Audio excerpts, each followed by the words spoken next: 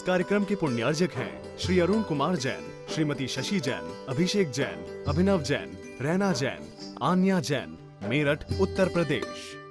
ज्ञान और विद्या के सागर पूज्य गुरुवर अपने असीम अथाह समीचीन ज्ञान के द्वारा हम अज्ञानी जीवों के अंतरंग को सदा सम्यक्त्व से प्रकाशित करते रहें। इन्हीं भावनाओं के इच्छुक गुरुवर के पावन पवित्र चरणों में कोटि कोटि नमोस्तु। परम पूज्य आचार्य गुरुवर श्री विद्यासागर जी महाराज की पर्युषण 10 लक्षण महाधर्म की आज अरहम स्वधर्म शिविर के माध्यम से 10 लक्षण धर्म की पर्युषण पर्व की इस पावन वेला पर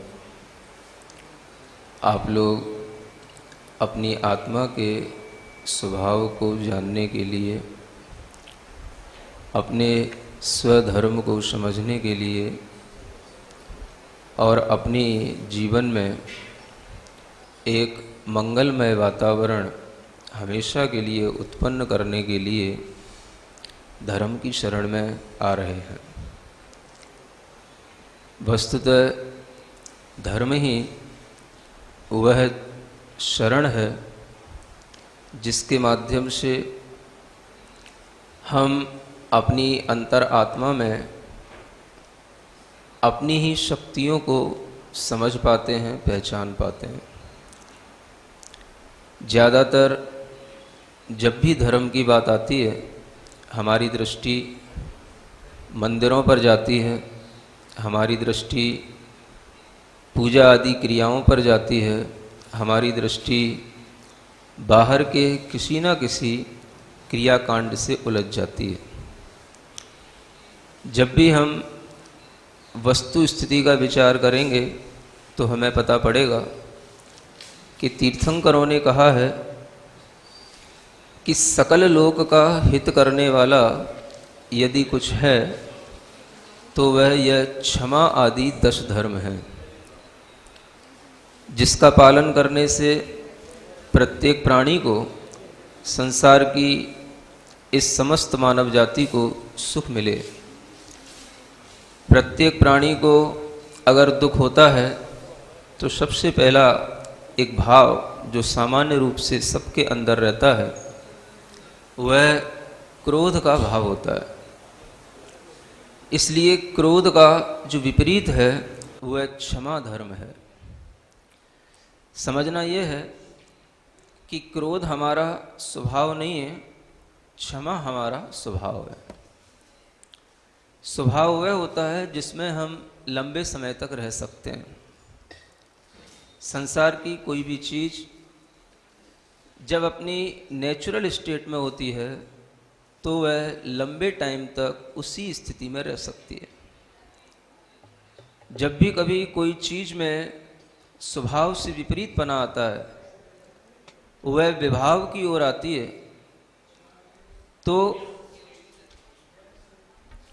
उस समय पर उसमें थोड़े समय के लिए रहना होता है, वह स्वभाव में उसे पुनः आना ही होता है।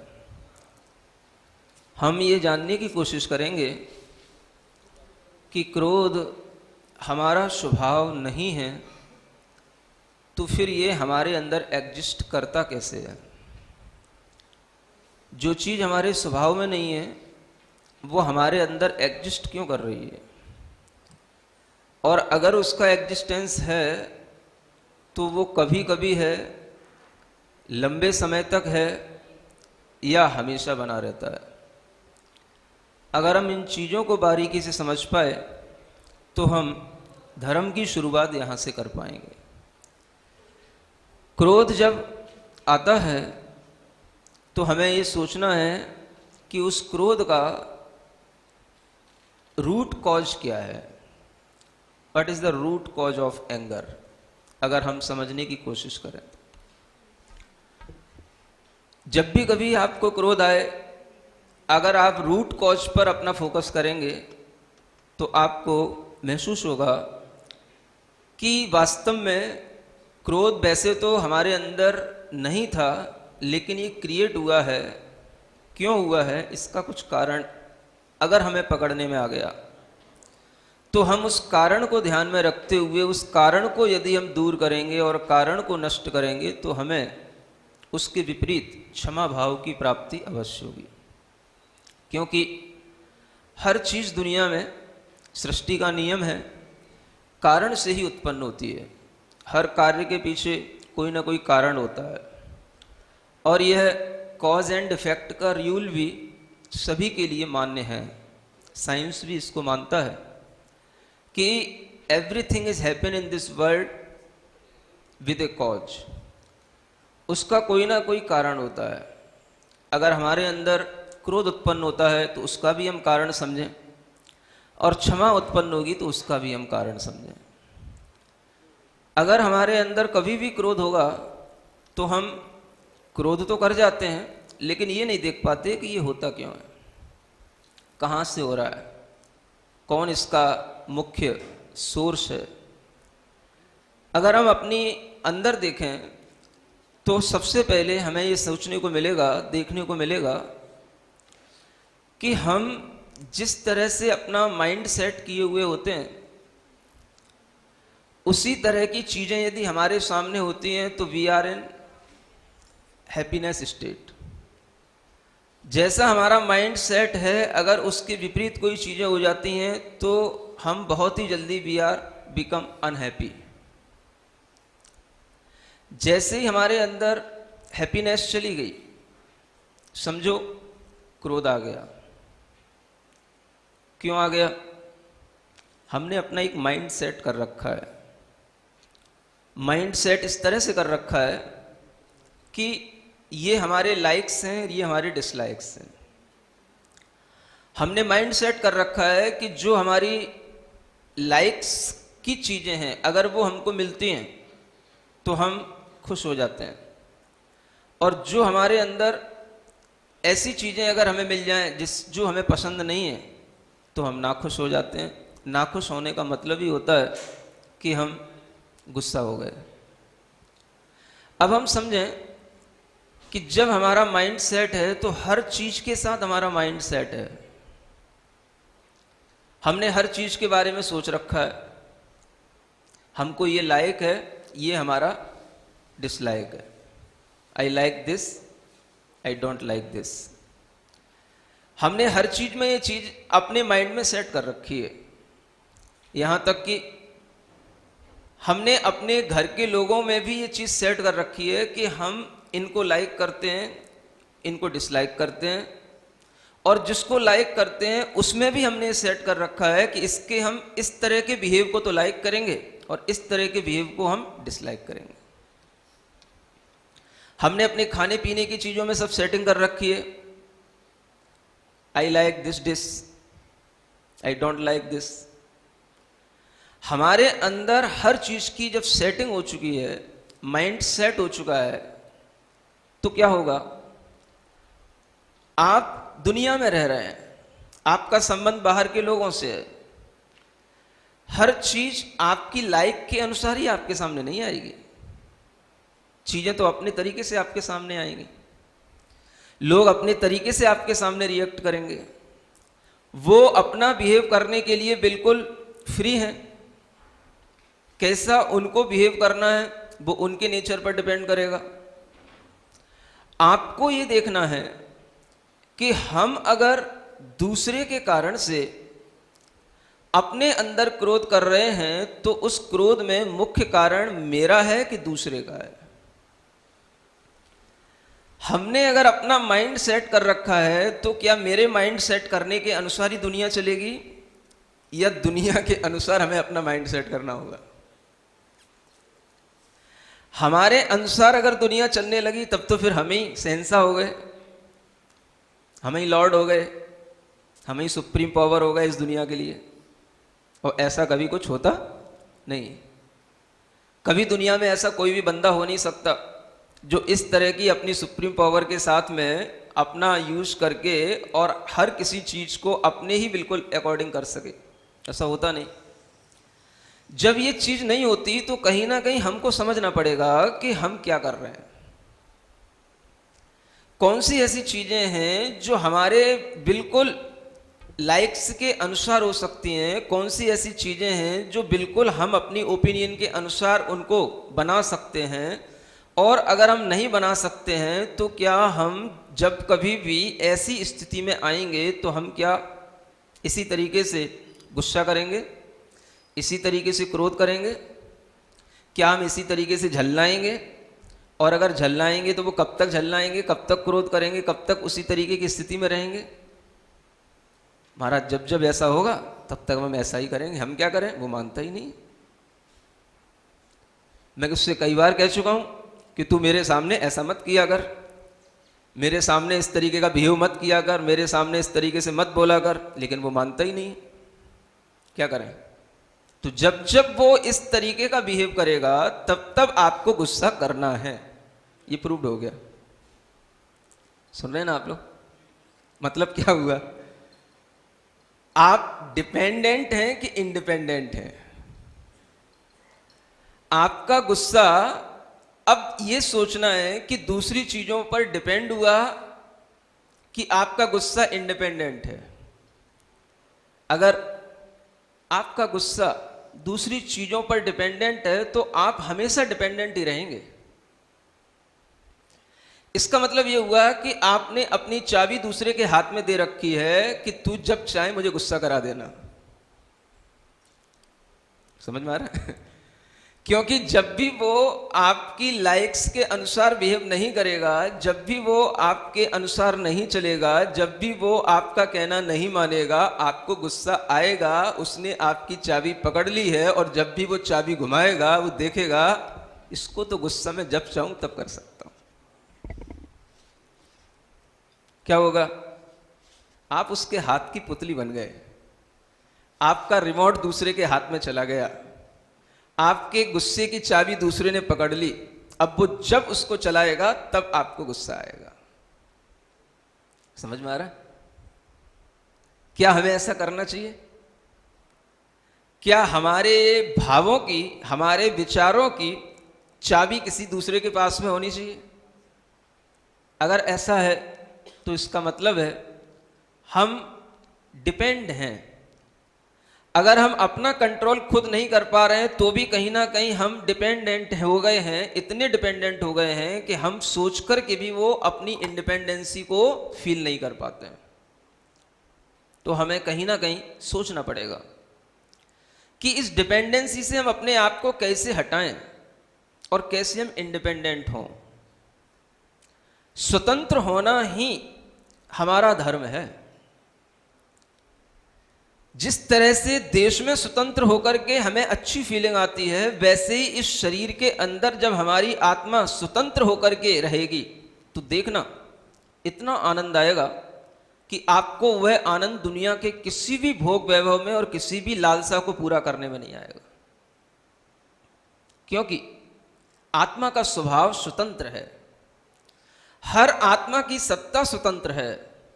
हर आत्मा स्वतंत्र ही होना चाहती है और धर्म हमें स्वतंत्र ही करने के लिए है कि आप अपनी सत्ता अपने पास में रखो, अपनी सत्ता के मालिक बनो, अपने साम्राज्य के मालिक बनो। आपके भीतर बहुत बड़ा साम्राज्य है, ज्ञान का, सुख का, पावर का।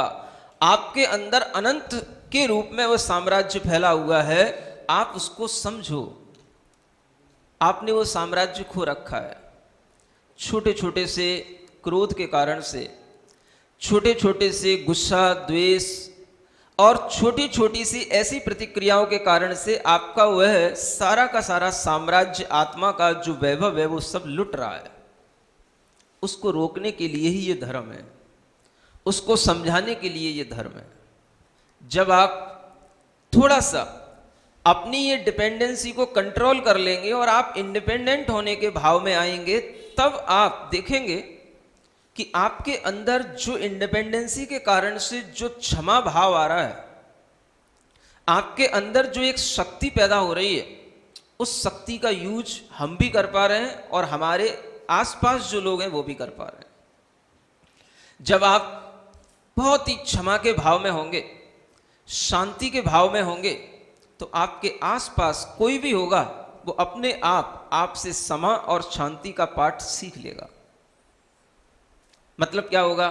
तब आप सही मायने में दूसरे का उपकार कर पाएंगे। ये कहलाती है परस्परोपग्रहो जीवाना, इंटरडिपेंडेंसी इसी को बोलते हैं। हम एक दूसरे के लिए भी कुछ कर पाएंगे। जब तक आप अपने आप को दूसरे के कंट्रोल में रखेंगे, दूसरे के अकॉर्डिंग चलाएंगे, तब तक आप दूसरे का भी कभी भला नहीं कर पाएंगे। और ऐसा करते करते जब आप कभी अपने ही स्वभाव में स्थिर होने लगे, जब आप कभी अपने ही क्षमा भाव में और सशक्त होकर के, दृढ़ होकर के उसमें स्थित होने लगे, तो आपके अंदर एक वो शक्ति भी आ सकती है जैसी शक्ति पार्श्वनाथ भगवान में थी, वर्धमान महावीर भगवान में थी, ऐसी शक्ति भी आप में आ सकती है। हम याद करते हैं उन तीर्थंकरों को जो क्षमा भाव की मूर्ति हैं, उन साधुओं को जो हमेशा बड़े बड़े उपसर्गों को सहकर के भी क्षमा भाव धारण करते हैं। क्यों याद करते हैं? क्योंकि उनके अंदर वह क्षमा का विस्तार इतना हो चुका है कि वो अपने आप में इतने स्टेबल हो गए हैं कि वह अपनी ही स्थिति में हमेशा बने रहते हैं, उन्हें अपनी स्थिति से हटना नहीं होता, और वह हमेशा क्षमा स्वभाव में ही स्थित हो गए हैं। क्रोध तो उन्हें कोई करा ही नहीं सकता, इतना वो इंडिपेंडेंट हो चुके हैं, माने अपने स्वयं में स्थित हो गए। इसे बोलते हैं स्टे इन सेल्फ, अपने में स्थित हो जाना। ये हमारा गोल है जो हमें भगवान को देखने से मिलता है। वीतराग जिनेंद्र भगवान को मंदिर में देखने से हमें क्षमा याद आती है। अगर हमें पता होगा कि हाँ ये क्षमा होती है और इस तरह से ये वीतरागता की मूर्ति क्षमा की मूर्ति है, अगर हमें ज्ञान में होगा तो हमें भगवान के दर्शन का भी बहुत आनंद आएगा। लेकिन होता यह है कि हम भगवान के गुणगान करते हुए भी कभी ये भाव नहीं कर पाते कि हमें भगवान के इस तरीके के गुण हमारे अंदर भी आए और हमें भी वो गुण मिले जो भगवान ने प्राप्त किए। सभी पार्श्वनाथ भगवान की पूजा करते हैं, लेकिन पार्श्वनाथ भगवान से पार्श्वनाथ भगवान जैसी क्षमा धारण करने की इच्छा कितने लोग करते हैं? कितने लोग भगवान पार्श्वनाथ की पूजा करते हुए महसूस करते हैं कि हमें भी आपकी तरह बिल्कुल ऐसे ही क्षमावान बनना है कि कोई भी अगर हमारे ऊपर कितनी भी गालियां दे, कितना ही हमारा शरीर छलनी छलनी कर दे, तो भी हमें सोचना भी नहीं कि इसने ऐसा किया है। इसको बोलते हैं उत्तम क्षमा। उत्तम शब्द जो लगा है ना, वो बहुत ही लास्ट स्टेज के लिए है। सुप्रीम फॉरगिवनेस इसी को बोलते हैं। उस उत्तम क्षमा जिसमें कि अगर कोई हमारा शरीर भी नष्ट कर दे तो भी हम उसके बारे में क्षण भर भी विचार ना करें कि इसने बहुत मेरे साथ अन्याय किया है, गलत किया है, मेरा दुश्मन है। Nothing else. वो कुछ हो ही नहीं सकता, क्योंकि हमारी संपत्ति हमारे पास में है, हमारा ज्ञान हमारे पास में है, हमारी चेतना हमारे पास में है। दूसरा हमारी चेतना तक अपने हाथ पहुंचा ही नहीं सकता है। दुनिया में कोई भी ऐसी चीज नहीं जो आपकी चेतना को छू सके सिवाय आपके। सुन रहे हैं? तो उसी चेतना का ये धर्म है क्षमा धर्म। कहां से हम गलती करना शुरू करते हैं? हमने जिन जिन चीजों को अपने दिमाग में सेट कर रखा है कि हमारे लिए ये पसंदीदा चीजें हैं, ये नापसंद की चीजें हैं, और जब भी कभी हमारे सामने वो नापसंद की चीजें आ जाती हैं हम इरिटेट हो जाते हैं। अब आप इस फंडे को ध्यान में रखते हुए दिन भर आपको और हमेशा आपको सोचना है, यदि आप उस क्रोध को कंट्रोल करना चाहते हैं कि आखिर आज अगर हमें किसी से गुस्सा आया, किसी बात पर गुस्सा आया, तो हम ये सोचें, भीतर से एक डीप फीलिंग लाएं इस बात की कि क्या हमारे इस क्रोध के पीछे वही चीज है कि नहीं। हमारा माइंड सेट है। वो माइंड सेट किसी भी तरीके से हो सकता है। मान लो अगर हमने टाइम सेट भी कर लिया है अपने माइंड में, हमको इतने टाइम पर ये चीज चाहिए, इतने समय पर ये चीज हमारे सामने होनी चाहिए, इतने समय पर हमको यहां होना चाहिए, और अगर हम उसी टाइम पर नहीं पहुंच पाए या उस टाइम में किसी भी तरीके का कोई भी ऑब्स्टेकल सामने आ गया, तो उस समय पर गुस्सा हमारे लिए आएगा या नहीं आएगा? समझ रहे हैं ना आप अपने घर से निकले ऑफिस जाने के लिए, या बच्चे निकले स्कूल जाने के लिए, अपनी दुकान पे जाने के लिए, आपने सोचा मैं अभी 20 मिनट में यहाँ से वहाँ पहुँच जाऊँगा। समझ आ रहा है? आपने माइंड सेट कर लिया, टाइम सेट कर लिया और टाइम आपके माइंड में सेट हो गया। रास्ते में जाम मिला, कोई दूसरा काफिला आ रहा था, कोई इंसिडेंट हो चुका था, भीड़ लगी थी, आपके लिए वहां पर मान लो 10 मिनट वेस्ट हो गए और आपकी जो स्पीड थी वो सारी की सारी डिस्टर्ब हो गई। आप जिस टाइम तक वहां पहुंचने के लिए अपना माइंड सेट किए थे वहां नहीं पहुंच पा रहे हो। अगर आपके लिए इस तरह की कोई सिचुएशन बनती है तो उस समय पर आप देखें कि हमने जो माइंड सेट कर लिया है, it is the root cause of my anger. यही है रूट कॉज। अब उस समय पर हमें उसी रूट कॉज पर अटैक करना है। थोड़ा सा हमें सोचना है, कोई बात नहीं 10 मिनट बाद भी पहुंच जाएंगे तो चलेगा, कोई ऐसी बहुत आपत्ति आने वाली नहीं है। अगर कहीं पर भी पहुंचने का हमने कोई अपॉइंटमेंट, कोई टाइम भी दिया है तो भी आदमी को अगर हम इस तरीके का कोई बात बताएंगे कि भाई रास्ते में इस तरीके का व्यवधान था, इस कारण से हमें आने में देर हो गई, तो आदमी आदमी होता है, हर आदमी आदमी की बात समझता है। समझ आ रहा है? अगर आप अपने माइंड को उस समय पर इस तरीके से समझा पाए तो आप भीतर से पीसफुल रहेंगे, ब्लिसफुल रहेंगे। अदरवाइज आपकी एंग्री नेचर, आपके भीतर का वह वातावरण आपको इतना क्षुब्ध कर सकता है कि जो चीजें आपके सामने अच्छी भी हों उन्हें भी आप ना देख पाएं। जब जब गुस्सा आए देखना है हमारा माइंड सेट है तो ये माइंड सेट भी क्या हमारी आदत बन चुका है, और अगर आदत बन चुका है तो कहीं ना कहीं हमें अपने माइंड को ही ट्रीटमेंट देना है और किसी को ट्रीटमेंट नहीं देना। आप ये देखें दुनिया में बहुत सी चीजें हैं, हम उनमें से एक चीज को चूज कर लेते हैं और फिर उसी के ऊपर अपना सारा एनर्जी, सारी पावर लगा डालते हैं। मान लो हमने किसी चीज को पसंद कर लिया, अब मतलब क्या हो गया, वो चीज हमारे सामने होनी चाहिए, वो केवल हमारे लिए ही होनी चाहिए। ऐसा अगर हम अपने दिमाग में थिंकिंग रखेंगे तो इसका मतलब है कि हम गलत रास्ते पर चल रहे हैं।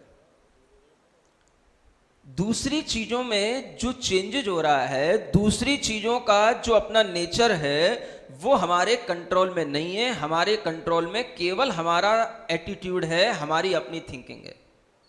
ये हमेशा अपने अंदर एक बहुत ज्ञान की बात गांठ बांध करके रखो। समझ में आ रहा? हमें अपने लाइक्स डिसलाइक्स देखना है।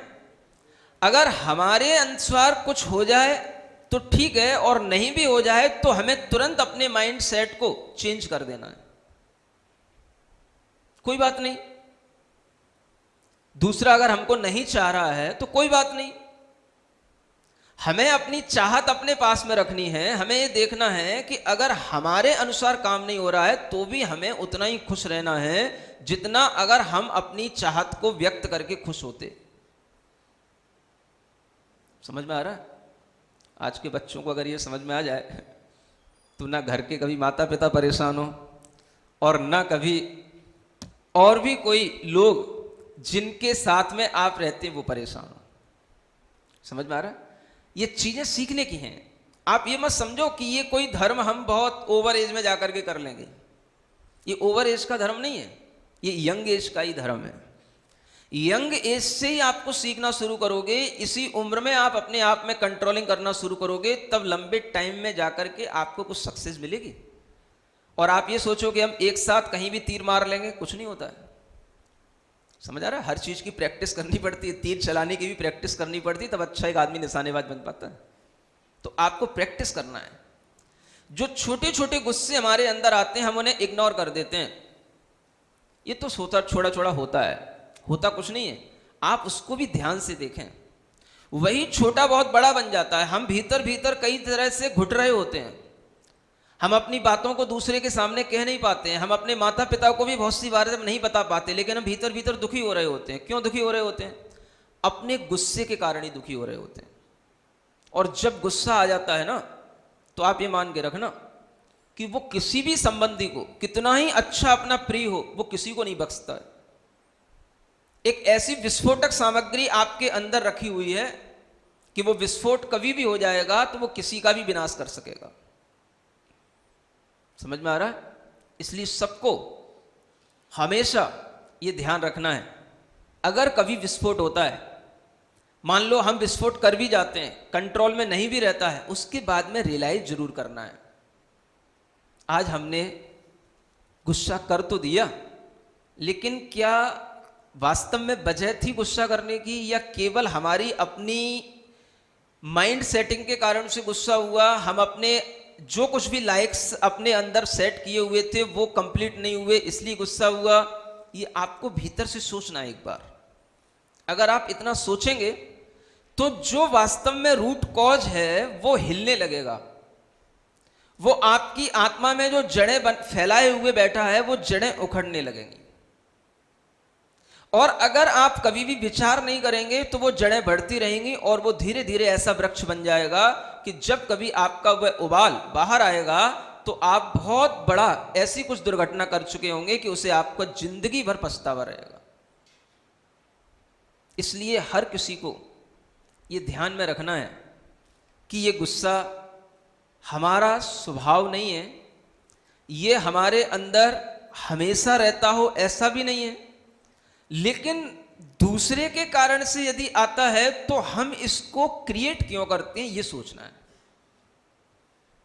समझ में आ रहा है?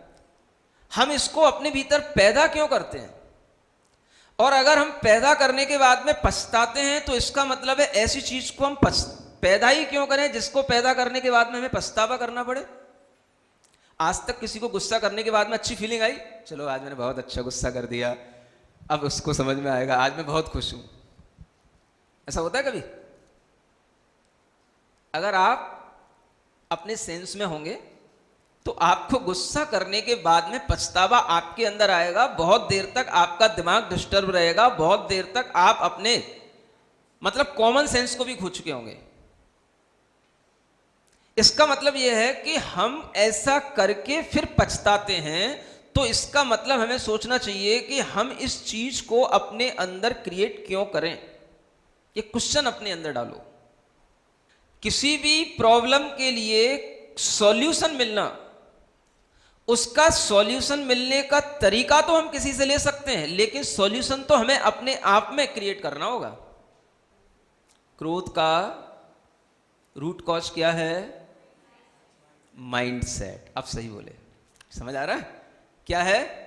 Mind set. फिर माइंड सेट से क्या प्रॉब्लम आती है? माइंड सेट से क्या उसकी सेकंड स्टेप होता है? Likes dislikes. समझ आ रहा है? फिर उसके साथ ही सब कुछ होता है। लाइक्स डिसलाइक्स का मतलब ही है कि हमारी एक्सपेक्टेशन, इसी का मतलब है कि हम किसी चीज को लाइक कर रहे हैं माने उसको एक्सपेक्ट कर रहे हैं। ये बात की चीज है, लेकिन उससे भी पहले की चीज है माइंड सेट। अगर हमें कभी भी अपने क्रोध को कंट्रोल करना है तो तुरंत हमें अपनी माइंड सेट को फोकस करना है, और जैसा माइंड सेट है उसको अगर हमें चेंज करना है तो तुरंत उस नेगेटिव इमोशन को हटा करके पॉजिटिव थिंकिंग ला करके हमें अपने अंदर उसी समय पर पॉजिटिव इमोशन क्रिएट करना है। ये उसका सॉल्यूशन है। समझ में आ रहा है? एकदम से आपके अंदर नेगेटिव वातावरण तैयार होगा और वही वातावरण बाहर तैयार हो जाएगा। आपको उस वातावरण को संभालना है, और वो वातावरण कभी भी बन सकता है, किसी भी बात पे बन सकता है, छोटी छोटी बात पे बन सकता है, और छोटे छोटी सी जो हम आपस में टॉक करते हैं उससे भी बन सकता है। संवाद भी एक विवाद का रूप ले सकता है, संवाद से भी विवाद हो सकता है। एक बार किसी ने कोई बात बोली, उसका हमने तुरंत रिएक्ट किया, और वो बात मजाक से शुरू होते होते कहां तक पहुंच गई? एक लड़ाई तक पहुंच गई। अगर हमने वो संवाद शुरू किया है, कोई चीज हमने शुरू की है, बातचीत शुरू की है, तो हमें उसमें भी इतनी अवेयरनेस रखनी पड़ेगी कि बात आगे बढ़ रही है तो वो किस दिशा में जा रही है। जैसे ही आंसर मिला, आंसर मिलने के बाद में हमें उसी समय पर सोच लें अगर हम कि हमें अब क्या करना। लेकिन हमको क्या लगता है कि हम चुप हो गए माने कमजोर हो गए। अगर आप कमजोर हो गए ऐसा मानते हो तो फिर आप लड़ो, आप अपनी गुस्सा को बढ़ाओ और फिर जो कुछ भी उसके गलत परिणाम आ रहे हैं उनको फिर लंबे समय तक सहन करो। वो सहन शक्ति है नहीं, तो कहीं ना कहीं हम गलती करते चले जाते हैं। हमें यह सीखना होगा कि अगर कहीं पर क्रोध का वातावरण निर्मित हो रहा है तो हम उस वातावरण को हल्का करने की कोशिश करें, और उस वातावरण को हल्का करने के लिए सबसे बड़ा उपाय यही है कि हम उस स्थान से हट जाएं, उस बात को वहीं पर रोक दें। अगर वो बात नहीं रुक रही है तो हम अपना मुंह बंद कर लें, हम अपने आप को रोक लें। सुन रहे हैं? कैसे करेंगे हम अपना मुंह बंद महाराज? वो तो एक बार खुल जाता है तो फिर वो चलता ही रहता है। ये प्रैक्टिस की बात है, समझ में आ रहा है? एकदम से जैसे खाते खाते खाते खाते एकदम से आपके मुंह में लगने लगता है कुछ आ गया, तो आप क्या करते? एकदम से मुंह बंद कर लेते ना। नहीं समझ आ रहा? आप एकदम से स्पीड में खा रहे थे और आपको अगर लगने लगा कि मुंह में कोई कंकड़ आ गया या कुछ आ गया, तो क्या होगा? एकदम से आप रुकोगे कि नहीं? तो जैसे मुंह चलाते चलाते चलाते चलाते भी एकदम से सावधानी आपके अंदर आ जाती है कि अगर ये कहीं कंकड़ दांतों में आ गया तो दांत हिल जाएंगे। समझ आ रहा है? ऐसी सावधानी आपको मुंह चलाने में रखना है। मुंह चलाने का मतलब समझ रहे हो ना? जब आप किसी दूसरे से टॉक करते हो तो वो जो है टॉक सेंस के साथ हो, नॉनसेंस ना हो जाए वो। और जैसे ही उसकी डायरेक्शन नॉनसेंस की तरफ जाने लगे, एकदम से क्या करना? मुंह भींच लेना, एकदम से बंद कर लेना। क्या हो गया? जैसे करंट लग गया हो। सुन रहे हैं? अगर आप ऐसा कुछ करेंगे तभी वो क्रोध का वातावरण हल्का होगा, और उस वातावरण को हल्का करने के बाद ही आप उस वातावरण से बच पाएंगे। और फिर जब आप ठंडे दिमाग से थोड़ी देर के लिए स्वयं में सोचेंगे तो आपको लगेगा कि यह चीज हमारे लिए भी अच्छी रही, और जिसके लिए रही उसके लिए भी अच्छी रही, और वो बहुत बड़ी कोई घटना हो सकती थी, हम उस घटना से बच गए। अगर इस तरह से आप करोगे तो थोड़ी देर बाद आप क्षमा के भाव में भी आ जाओगे। समझ आ रहा है? इसलिए मैं आपसे कह रहा हूं, आप ये मत सोचो कि मैं गुस्सा करता नहीं हूं या मुझे गुस्सा हो ही नहीं सकता है। सुन रहे हो? एक बात ध्यान में रखो। क्या बोल रहा हूं मैं? जो आदमी गुस्सा कर नहीं सकता वो आदमी नहीं है। सुन रहे हैं आप? क्या बोला? जो गुस्सा कर नहीं सकता वो आदमी नहीं है, लेकिन जो गुस्सा नहीं होता वो समझदार आदमी है। कुछ समझ आया कि नहीं आया? क्या समझ आया? कर नहीं सकते का मतलब ऐसा नहीं है कि मैं कर नहीं सकता, कर तो सकता हूं लेकिन फिर भी करता नहीं। कर सकता हूं यही आदमी की पहचान है। इसलिए वो आदमी है क्योंकि उसके अंदर करने की क्षमता है, लेकिन फिर भी वो नहीं कर रहा है। ये समझदार आदमी है।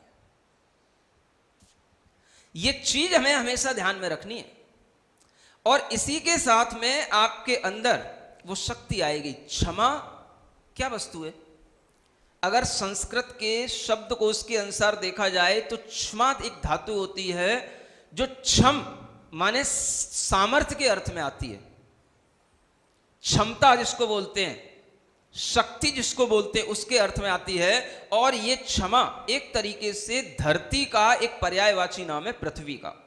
मतलब क्षमा का मतलब है पृथ्वी की तरह सहनशील होना। समझ में आ रहा है? तो हर चीज को जब हम सहन करने लग जाएंगे तो हमारी आत्मा भी शक्तिमान हो जाएगी। शक्तिमान सीरियल देखने से कभी किसी की आत्मा शक्तिमान नहीं हुई। सभी बच्चों को सिखाओ, बेटा शक्ति किसकी है? क्षमा की। क्षमा धारण करेंगे तो हम शक्तिमान बनेंगे। सीरियल देखने से कभी शक्तिमान नहीं बने। अगर हम आपसे कुछ कह देते हैं तो आपको सहन कर लेना है, गुस्सा नहीं करना है। और आप भी अगर हमसे कुछ कह देते हो तो हम भी सहन कर लेंगे, हम भी गुस्सा नहीं करेंगे।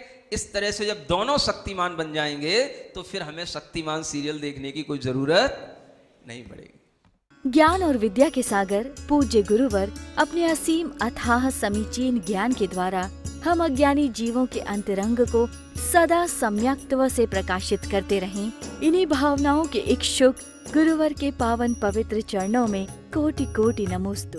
इस कार्यक्रम के पुण्यार्जक हैं श्री अरुण कुमार जैन, श्रीमती शशि जैन, अभिषेक जैन, अभिनव जैन, रैना जैन, आन्या जैन, मेरठ, उत्तर प्रदेश।